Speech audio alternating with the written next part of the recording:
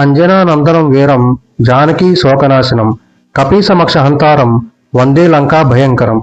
శ్రీరామనవమి శుభవేళ మన 48 రోజుల హనుమత్ క్షేత్ర దర్శన యాత్ర ఈ రోజే మొదలైంది.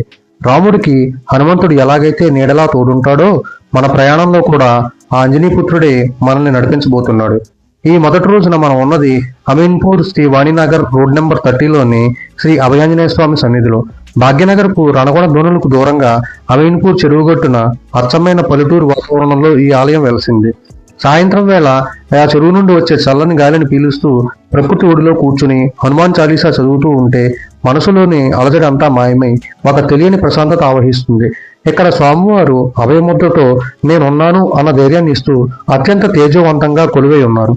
స్వామివారితో పాటు వినాయకుడు పరమశివుడు కూడా ఎక్కడే వేంచేసి ఉండడం ఈ క్షేత్ర విశేషం. ప్రకృతి సిద్ధమైన ఈ వాతావరణంలో శివకేశవుల అండతో ఉన్న హనుమంతుడిని దర్శించుకోవడం ఒక గొప్ప అనుభూతి. అయితే ఈ ఆలయం ప్రస్తుతం నిర్మాణ దశలోనే ఉంది.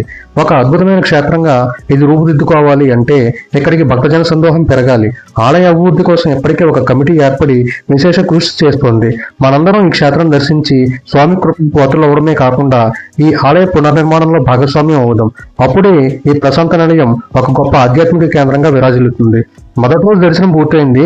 రేపు మరో పురాతన మహిమాన్వితమైన క్షేత్రంలో కలుద్దాం. అంతవరకు ఆ రామదూత రక్షణ మీకు తోడు ఉండాలి. జై శ్రీరామ్, జై హనుమాన్.